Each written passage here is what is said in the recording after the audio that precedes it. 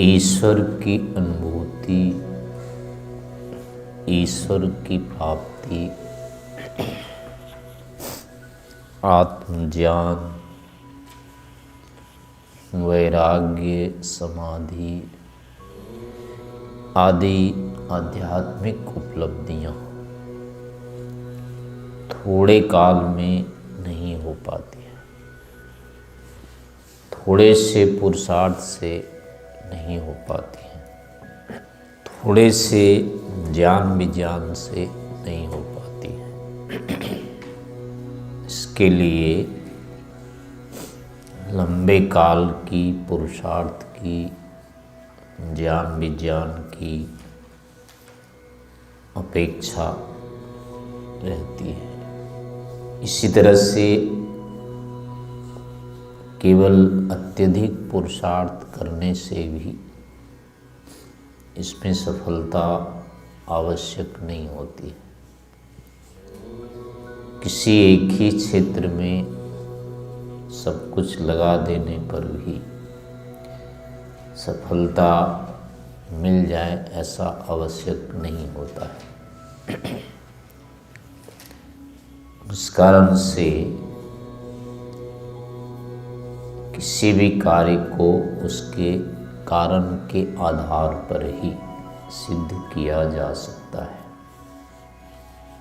ईश्वर की प्राप्ति योगाभ्यास से होती है। उस योगाभ्यास के विषय में कहा गया है कि आगमेन अनुमानेन ध्यानाभ्यास रसेन च त्रिधा प्रकल्पयन प्रज्ञां लभते योगमुत्तमम्। उत्तम योग की जो प्राप्ति है वो 3 प्रकार की बुद्धि बनाने पर होती है। पहला है आगमेन, यानी शब्द प्रमाण के संचय से। दूसरा है अनुमान प्रमाण, अनुमान प्रमाण के प्रयोग से। और तीसरा फिर कहा ध्यानाभ्यास रस, समाधि लगाने से, ध्यान करने से, समाधि लगाने से। तो जब तक ये तीनों कारण उपस्थित नहीं हो जाएंगे अथवा तीनों ही कारणों का प्रयोग जब तक इसमें नहीं किया जाए तब तक उचित सफलता इसमें नहीं मिलती है। कोई व्यक्ति केवल आंख बंद करके बैठा रहे, ध्यान लगाए और कुछ भी नहीं करता है, लेकिन वो आंख बंद करके ध्यान ही ध्यान लगाता रहता है, तो इतने मात्र से उसको आत्मज्ञान हो जाएगा ऐसा नहीं कहा जा सकता है।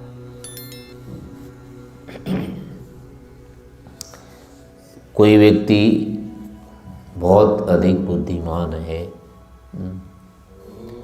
शास्त्रों में उसकी खूब बुद्धि चलती है और अनेक शास्त्रों को वो पढ़ लिख लेता है, पढ़ा भी देता है, तो इतने मात्र से उसको आत्मज्ञान हो जाएगा ऐसा आवश्यक नहीं है। व्याकरण का है, चाहे दर्शन का है, चाहे इतिहास का है, ज्योतिष का है, भूगोल का है, कोई भी विषय है, किसी भी विषय में उसकी अत्यंत तीक्ष्ण बुद्धि चलती है, तो इतने मात्र से वो ईश्वर को प्राप्त कर लेगा, आत्मज्ञान कर लेगा, उसको हो ही जाएगा ऐसा नहीं कहा जा सकता। शाब्दिक ज्ञान मात्र से भी इसमें उपलब्धि नहीं होती है।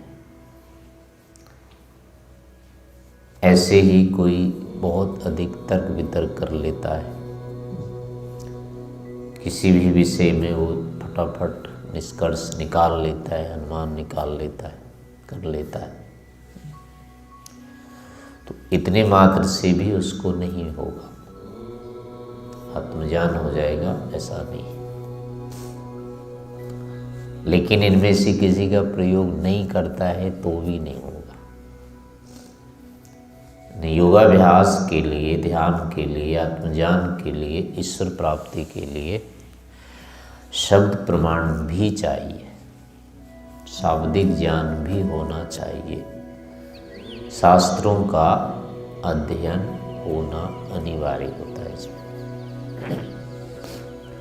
शास्त्रों का अध्ययन किए बिना व्यक्ति योगाभ्यास में पूर्ण सफलता नहीं प्राप्त कर सकता। इस कारण से व्यक्ति को इसमें पढ़ना लिखना भी होता है। वैसे हमारे सामने वर्तमान में जो है कि वदंतियाँ ऐसी है कि जितने भी आजकल योगी मिलते हैं शास्त्रों में पढ़ने लिखने सुनने में, कथा कहानियों में जो आते हैं उसमें कोई वो पढ़े लिखे नहीं होते। हाँ, उनके पास अनेक सिद्धियाँ होती है बस। कोई उड़ के चले जाते हैं, कोई मच्छर बन जाते हैं, कोई कुछ हो जाता है। नहीं, सुनने पढ़ने में आता है। योगी के नाम से जो सुनने पढ़ने में आएगा तो वहाँ यही मिलेगा। उनके पास ऐसी सिद्धि थी, वो उड़ जाते थे, वो पानी में चले जाते थे, ये कर लेते थे, वो कर लेते थे। तो सारा जो भी मिलता है वो ऐसे ही मिलता है, लेकिन वो बहुत पढ़े लिखे थे, ऐसा नहीं मिलता।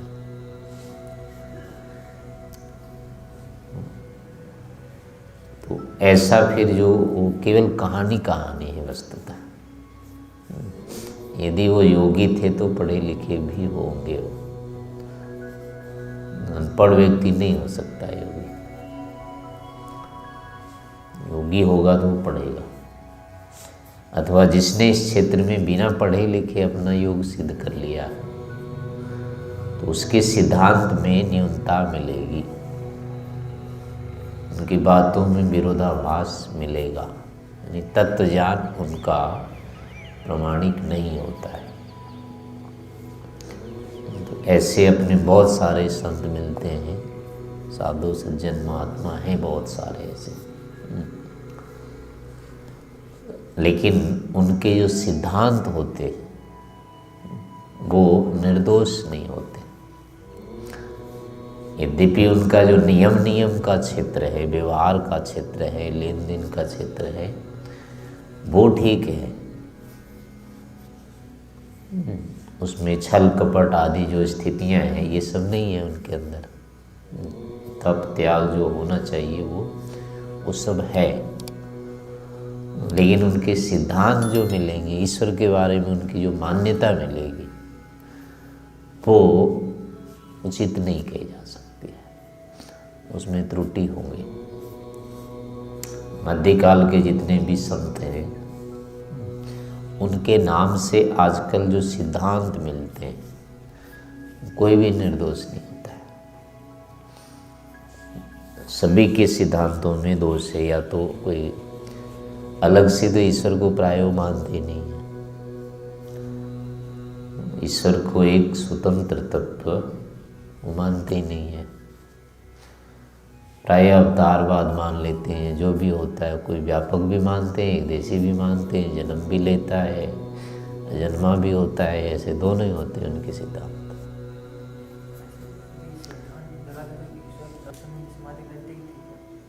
लग गई थी, लेकिन उस समय की उनकी बात मान्य नहीं थी ना, वो स्वयं नहीं मानते हैं कि मेरी बात उस समय मान, उन्होंने संशोधन किया है ना बाद में।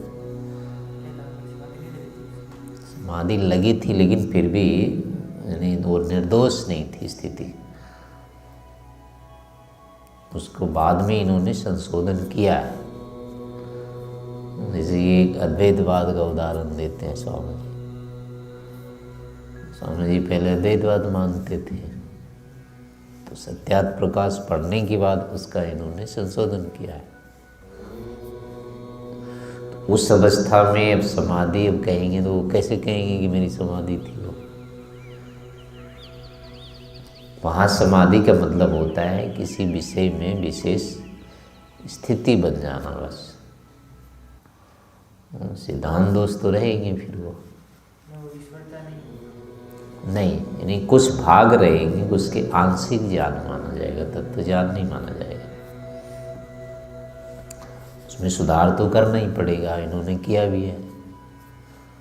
स्वामी जी पर वो आपत्ति इसलिए नहीं आ सकती कि उन्होंने अध्ययन की, ये अनधिक नहीं थे।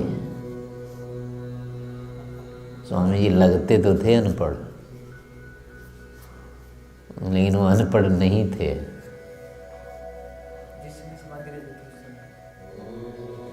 जिस समय समाधि लगी उस स्थिति को वो स्वयं नहीं मानते प्रमाणिक।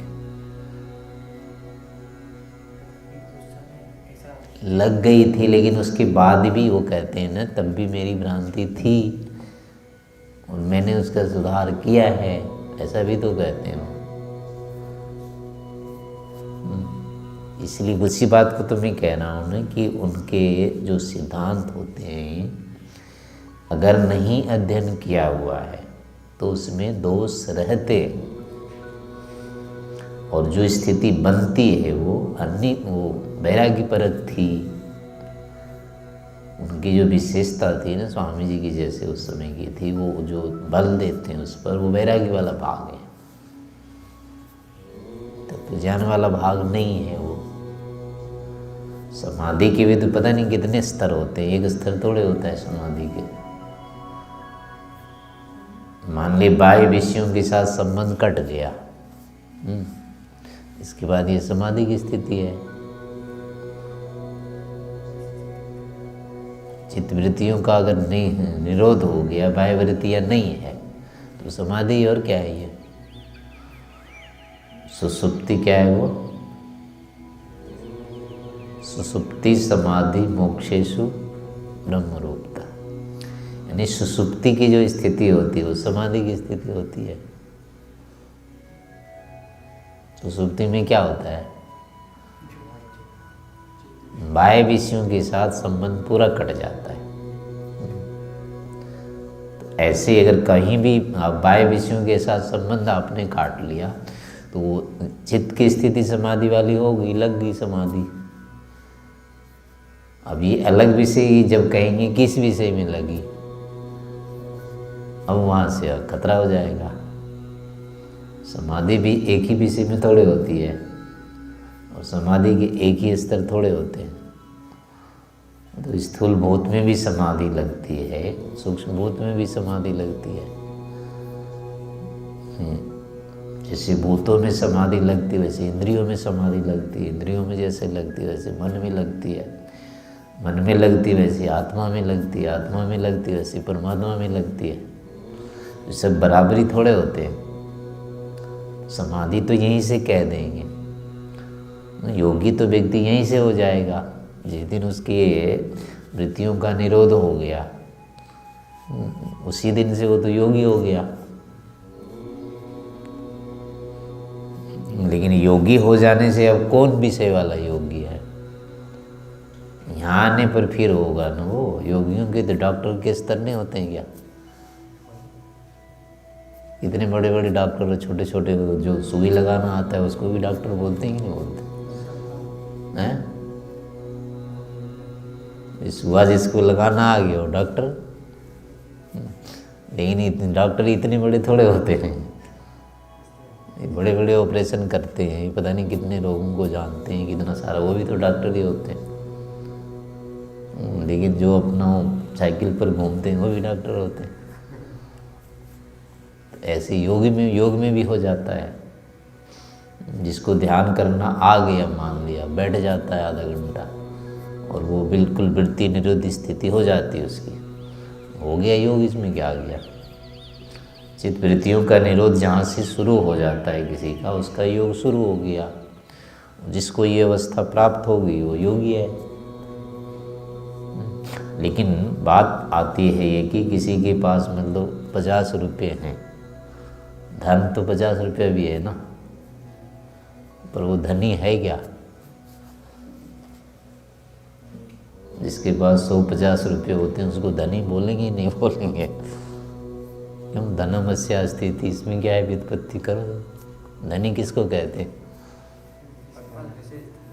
जिसके पास धनम अस्या स्थिति धनी, जिसके पास धन होता है उसको धनी कहते हैं।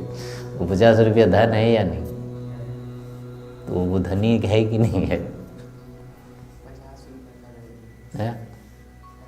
भाई धनी तो हो गया ना।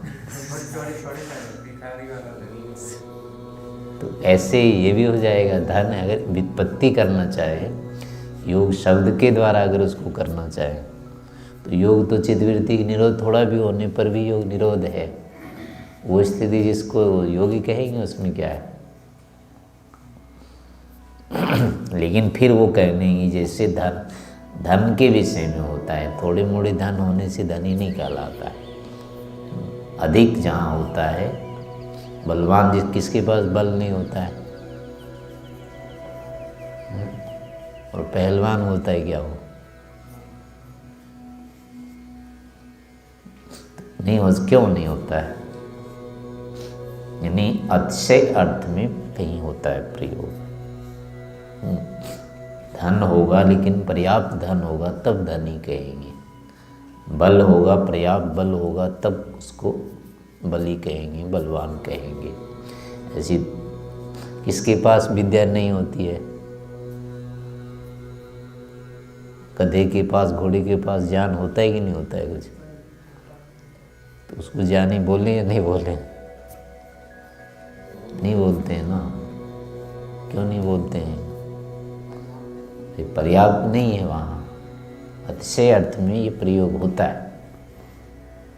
मतुप अर्थ का जो प्रयोग होता है वो अतिशय में होता है। तो इसलिए विद्वान हर किसी को नहीं कहते हैं। थोड़ा मोड़ा ज्ञान तो सबके पास होता है, बिना ज्ञान के कोई हो ही नहीं सकता है चेतन। लेकिन इससे वो विद्वान तो नहीं हो जाता है ना। तो अतिशय अर्थ में विद्या हो तो उसको विद्वान कहते हैं। तो ऐसे योगी भी होता है। प्रधान अर्थ में जब वो होगा, वो तत्वज्ञान जब होगा तब वो होगा योगी। ऐसे ऋषि भी होते हैं। ऋषि किसको कहते हैं? पठन पाठन का जो काम करता है उसको ऋषि कहा जाता है। थोड़ा भी पढ़ा लिखा आदमी होगा तो वो जो नहीं पढ़ा लिखा उसके दृष्टि से ऋषि होता है। ऋषिगत ज्ञान अर्थ में धातु प्रयोग होता है। जिसके पास ज्ञान होता है वो ऋषि होता है। तो ये क्या है? अति सामान्य प्रयोग है, गौण है, मुख्य अर्थ में नहीं है ये। जो तत्ववेत्ता होता है, मंत्र का दृष्टा होता है, वो ऋषि होता है। लेकिन वो भी ज्ञानी होता है ना, लेकिन अतिशय होता है। तो ऐसे ही यहाँ पर भी लेना चाहिए। यानी लोक में कोई भी बात चल जाती है दोनों ढंग से। थोड़ा मोड़ा भी विशेषता उसमें आती है तो उसको वहाँ पर प्रमाण पत्र मिल जाता है। ऐसे ही योग के क्षेत्र में भी जो हमारे पास आजकल सुनने को पढ़ने को मिलते हैं, इसमें जितने भी योगी आदि का वर्णन मिलता है वो लगभग ऐसे होते हैं। थोड़ी मोड़ी उनके अंदर इस विषय में विशेषता रहती है, त्याग होता है, वैराग्य होता है, लोक की अपेक्षा उनमें अधिक होता है। उस दृष्टि से उनको मान्यता हो जाती है। लेकिन जो वस्तुतः रहेंगे योगी, वो विद्या से रहित नहीं होगा।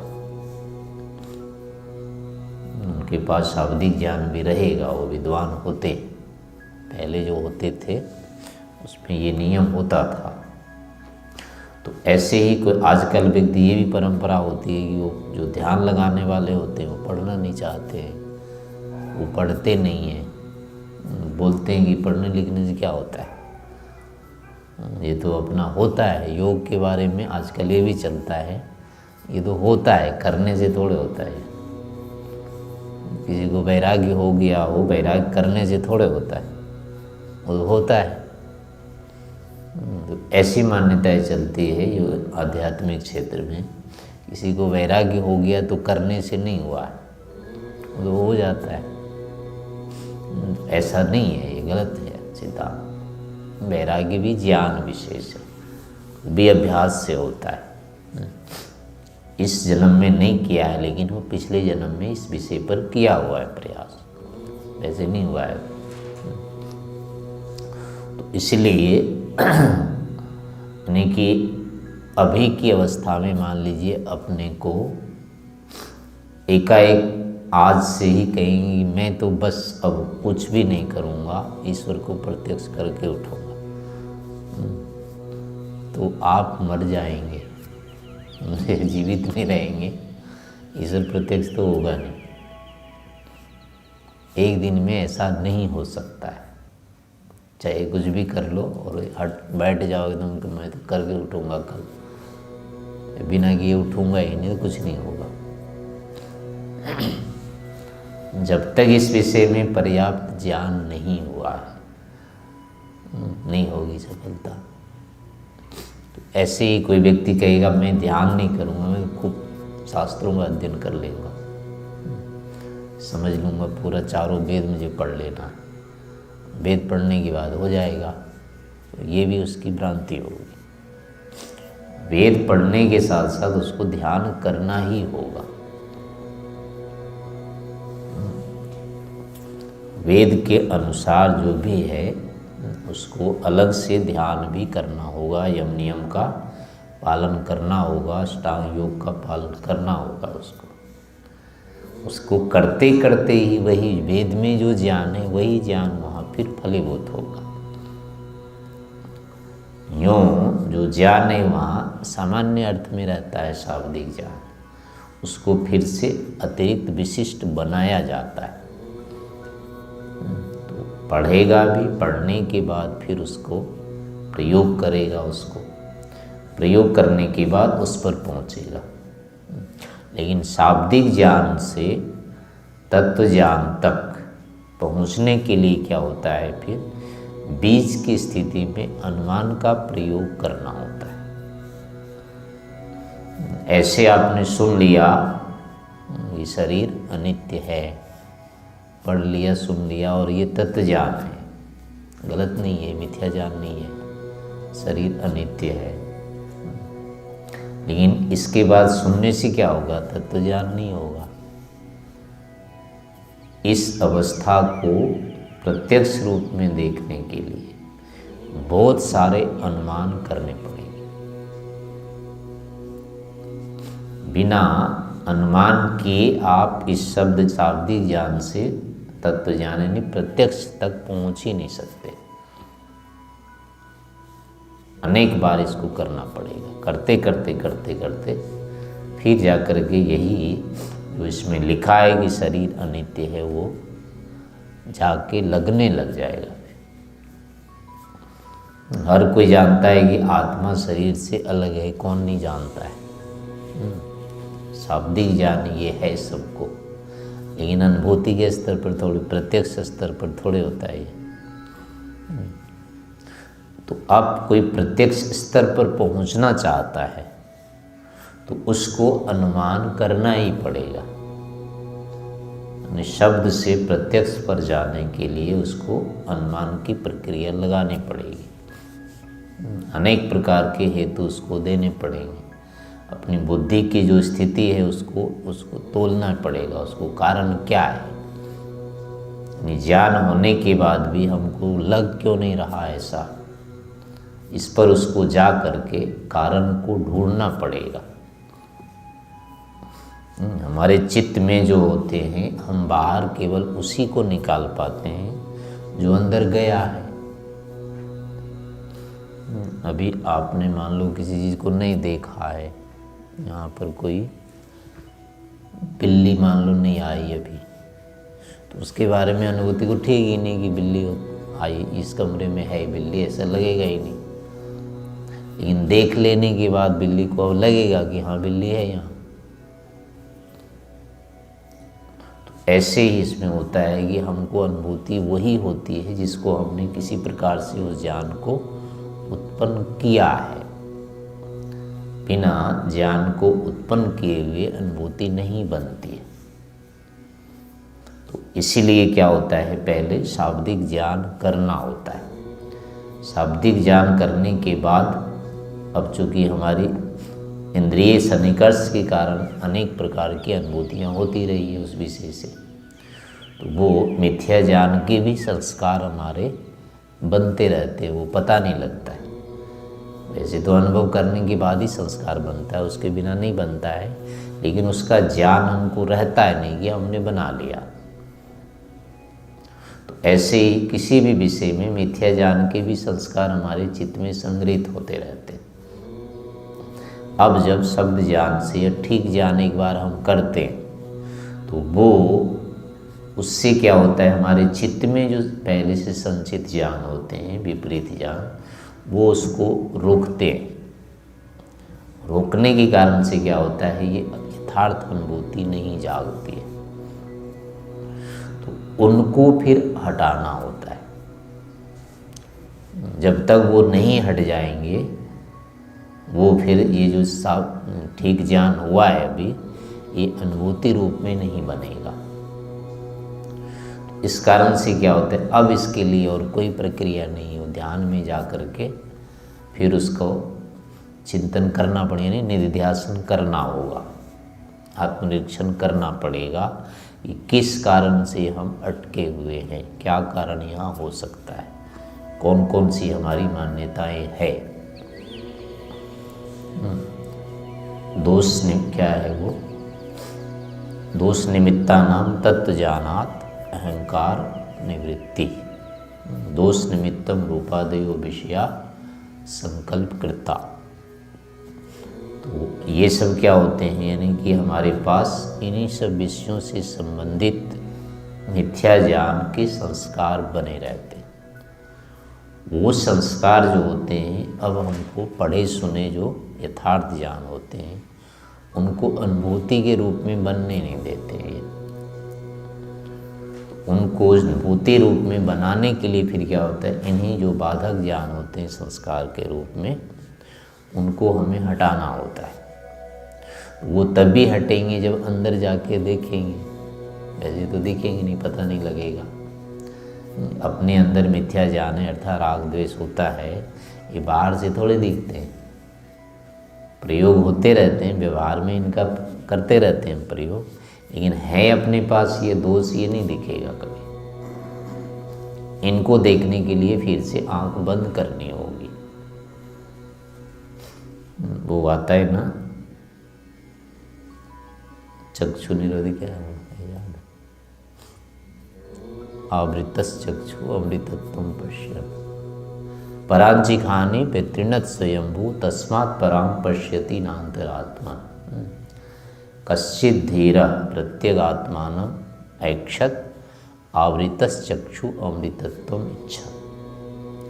ये जो हमारी इंद्रियां होती है, इनका जो स्वभाव है बाह्य विषयों का ज्ञान कराना, इसलिए अंदर का ज्ञान यदि करना होगा तो इनको रोकना ही पड़ता है। इसलिए कोई धीर यानी ध्यानी व्यक्ति आवृतः चक्षु, अपने आँखों को यानी सभी इंद्रियों को विषयों से हटा करके अमृतत्व इच्छा, उस अमृत स्वरूप को यानी आत्म स्वरूप को जानने की इच्छा करता हुआ इनको क्या होता है, प्राप्त कर पाता है। यानी बाह्य विषयों से अपने संबंध को तोड़ करके अंदर जा करके आंतरिक विषयों को उठा करके फिर उसका वहापोह करने पर पता चलता है कि हमारे पास ऐसे ऐसे मिथ्या ज्ञान हैं, और उस कारण से हमें ये जो तत्व के विषय हैं वो ग्रहित नहीं हो रहे हैं। तो उनको फिर हटाते हटाते फिर ये चित्त की स्थिति बनती है। चित्त जब रजस तमस से रहित हो जाता है, फिर वो तत्व ज्ञान को उत्पन्न करने में समर्थ होता है। तो इसके लिए क्या होती है, ये बीज की प्रक्रिया अनिवार्य हो जाती है, ध्यान की प्रक्रिया। आत्म जो चिंतन की प्रक्रिया होती है, निधिध्यासन की प्रक्रिया होती है, ये सभी के सभी जो भी प्रक्रिया होते हैं उसी कुसंस्कार को हटाने के लिए अनिवार्य होते हैं। इनके प्रयोग के बिना उन कुसंस्कारों को, मिथ्या ज्ञानों को, जो विरोधी ज्ञान होते हैं, इनको हटाया नहीं जा सकता है। तो ये पढ़ लेने मात्र से नहीं हटते हैं। ये कितना ही शाब्दिक ज्ञान हो जाए, कितना ही पढ़ लो, रट लो, सब कुछ कर लो, लेकिन जो चित्त में पड़े हुए हैं कुसंस्कार, जो पड़े हुए हैं, वो नहीं हटते। उनके हटाने के लिए फिर क्या होता है, अलग से पुरुषार्थ करना ही होता है। वो दोष जब हट जाते हैं तब हमारा चित्त शुद्ध होता है। उस स्थिति में अब यही ज्ञान जो शास्त्रों में है, अब ये हमारे अंदर फिर सक्रिय हो जाते हैं, मतलब वो बैठने लग जाते हैं चित्त में। तो उसके आधार पर नया नया ज्ञान होते हुए चित्त की स्थिति हमारी अच्छी बनती जाती है। आत्मज्ञान या विवेक वैराग्य जो होता है, यानी तत्वाभ्यास, तत्व का आभास होने लग जाता है। और यही जब पराकाल यानी अंतिम सीमा में जाती है, या ईश्वर के लिए हम विशेष रूप से अब लगते हैं, तो ईश्वर के माध्यम से फिर हमको ईश्वर का ज्ञान जब प्राप्त होता है तो ईश्वर की अनुभूति होने लगती है। तो इतनी सारी प्रक्रियाएं इनमें होती है। इस कारण से हमको शनै शनै इसी रूप में आगे बढ़ते रहना चाहिए। शाब्दिक ज्ञान भी हमारा होता रहे, ध्यान करने का भी हमारा अभ्यास बनता रहे, और चिंतन मनन भी हमारा साथ साथ चलते रहना चाहिए। तो इन तीनों विधाओं से अगर हम प्रयास करते रहते हैं तो निश्चय से आगे चल कर के हमको सफलता उपलब्ध हो जाती है। और इनमें से किसी का अतिक्रमण करके करेंगे तो उसमें हो सकता है किसी क्षेत्र में तो जल्दी हो जाएगी प्रगति, पर कुछ बाधा रह जाएगी, अंत में जाकर के फिर अटक सकते हैं, भ्रांत हो सकते हैं, सिद्धांत विहीन होकर के फिर वापस हो सकते हैं। ऐसे दोषों की स्थितियां बनने की संभावना रहती है। और इस विधि से यदि हम चलते हैं तो निर्बाध रूप से हम एक दिन सफल हो जाते हैं।